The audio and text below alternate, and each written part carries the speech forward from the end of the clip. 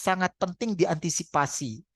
Penelitian menunjukkan bahwa partisipasi dalam kegiatan evaluasi strategi, baik oleh manajer dan karyawan level bawah, itu adalah salah satu cara terbaik untuk mengatasi keengganan akan perubahan. Ya. Nah, kemudian berikutnya kita pindah ke CPL berikutnya, yaitu balance scorecard. Kita sudah banyak membahas balance scorecard di minggu ke-10 atau minggu ke-11. Mulai bagaimana kita membuat yang namanya strategic theme. Strategic theme-nya itu diturunkan dari yang namanya visi, misi, dan strategi besarnya perusahaan. Kemudian masuk ke dalam 4 perspektif, nanti ada strategic theme yang lintas perspektif. Kemudian ada strategic objektif dari masing-masing perspektif, kemudian ada pengukuran, ada strategic inisiatif, ada anggaran yang dilakukan. Itu kita sudah buat di minggu ke-10 ya. Nah, hari ini kita bicara bagaimana cara kita mengendalikannya. Nah, bagusnya balance scorecard itu alat tersebut bisa dipergunakan sebagai pengendalian. Nah, terutama di scorecard-nya yang terdiri dari strategic objektif, kemudian measurement, target, dan strategic inisiatif. Di situ ada target tahunan yang bisa kita lihat. Kalau misalnya tidak tercapai, maka apa strategic inisiatif tahun berikutnya yang harus kita lakukan?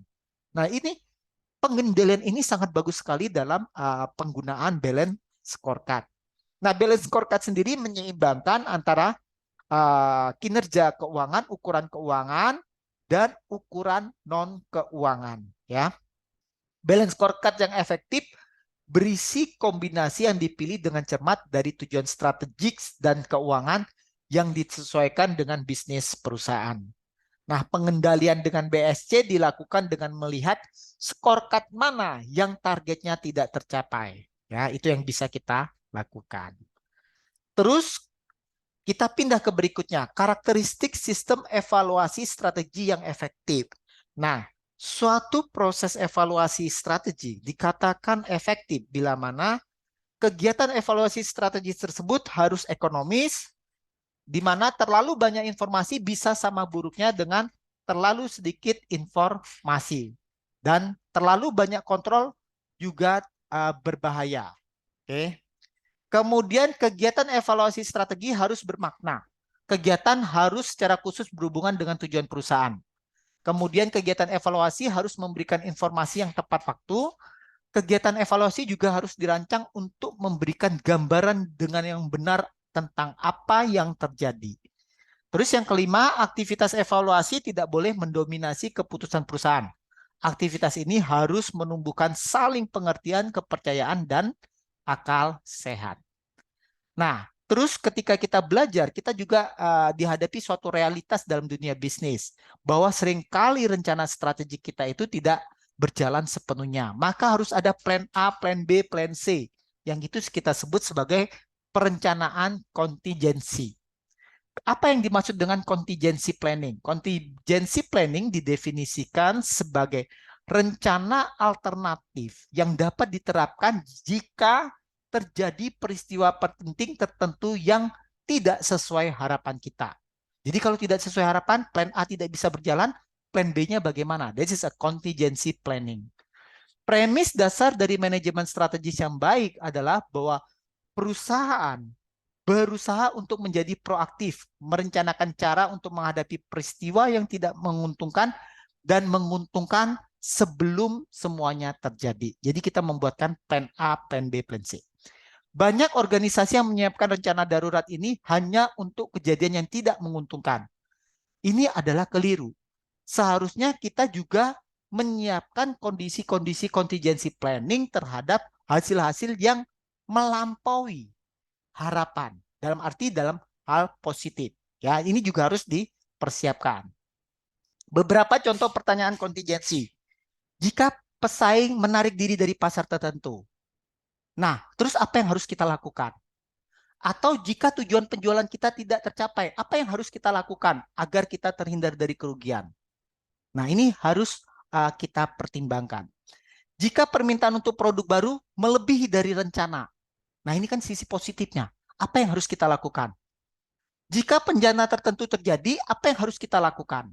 Nah, itu kita siapkan semua. Yang terakhir, jika kemajuan teknologi baru membuat produk kita menjadi usang. Terus apa yang harus kita lakukan? Nah, ini semua sebaiknya sudah kita siapkan dari awal. Nah, perencanaan kontingensi yang efektif itu dilakukan melalui pertama, identifikasi peristiwa baik dan buruk yang mungkin dapat terjadi dan bisa membahayakan strategi perusahaan. Tentukan kapan peristiwa baik dan buruk yang akan terjadi. Kemudian tentukan pro dan kontra yang diharapkan dari setiap peristiwa kontingensi. Terus yang keempat, mengembangkan rencana kontingensi untuk peristiwa kontingensi utama, plan A, plan B-nya ya. Kemudian tentukan titik pemicu peringatan dini untuk peristiwa kontingensi utama. Jadi kalau terhadap capaian tertentu yang tidak tercapai, itu early warning system-nya seperti apa? Nah, early warning system ini menjadi peringatan bahwa kita harus melakukan plan B ya. Itu terkait dengan perencanaan kontingensi. Nah, alat yang sering digunakan dalam evaluasi strategi adalah audit. Audit sendiri itu apa sih? Menurut American Accounting Association, audit adalah proses sistematis untuk memperoleh, mengevaluasi bukti secara objektif mengenai asersi. Asersi itu pernyataan tentang aktivitas dan kejadian ekonomi untuk memastikan kesesuaian antara pernyataan ini dan kriteria yang telah ditetapkan. Nah, biasanya auditor mengecek laporan keuangan itu apakah sesuai dengan kriteria dalam kasus ini adalah standar akuntansi keuangan yang berlaku di Indonesia. Saat ini standar akuntansi yang berlaku universal adalah IFRS atau International Financial Reporting Standard. Nah, terus bagaimana tantangan abad ke-21 di bidang manajemen strategik? Beberapa tantangannya adalah pertama, memutuskan apakah proses manajemen strategi itu lebih merupakan seni atau sains. Nah, tentu ketika kita melakukan strategi formulasi itu sebenarnya lebih banyak sainsnya. Tapi ketika kita implementasi itu kita lebih banyak pada tataran seni. Nah, itu yang harus di-mixkan, dibalancekan. Terus apakah strategi itu harus kita buka kepada stakeholder atau kita tutup? Nah, kita harus balancekan juga. Ada strategi-strategi yang memang bisa kita declare. Ada bagian-bagian yang memang harus tertutup. Hanya orang-orang tertentu dalam perusahaan yang tahu. Kalau kita terlalu membuka, itu akan mudah dibaca oleh para pesaing kita. Nah, mungkin kita pernah membaca buku Sun Tzu, Seni Berperang, bahwa salah satu yang terbaik adalah kita mengetahui bagaimana kekuatan dan kelemahan dari musuh kita. Yang berikutnya memutuskan apakah proses manajemen strategik itu top down atau bottom up. Top down berarti peranan dari para top manajemen menjadi utama, bottom up dari bawah ke atas. Nah, ini seharusnya dimixkan. Kombinasi antara top down dan bottom up ini menjadi lebih baik, memberikan hasil yang lebih optimal. Nah, pedoman untuk manajemen strategi yang efektif, pertama, jaga agar prosesnya tetap sederhana dan mudah dimengerti oleh semua pihak. Hilangkan jargon-jargon, istilah-istilah perencanaan yang tidak jelas. Tiga, jaga agar prosesnya menjadi tidak seperti rutinitas. Memvariasikan tugas, keanggotaan tim, forma rapat, pengaturan, bahkan kalender perencanaan itu menjadi lebih baik supaya orang tidak terjebak pada rutinitas belaka. Yang keempat, sambut kabar buruk dan dorong pemikiran dari devil advocate. Devil advocate itu apa? Seseorang yang mengambil posisi berlawanan dengan argumentasi orang lain. Bukan karena tidak setuju, tetapi karena dia ingin menguji keabsahan atau validitas argumentasi tersebut. Ini perlu dikembangkan dalam suatu organisasi. Yang kelima, jangan biarkan para teknisi memonopoli proses perencanaan karena nanti akan terjebak pada aktivitas rutinitas ya.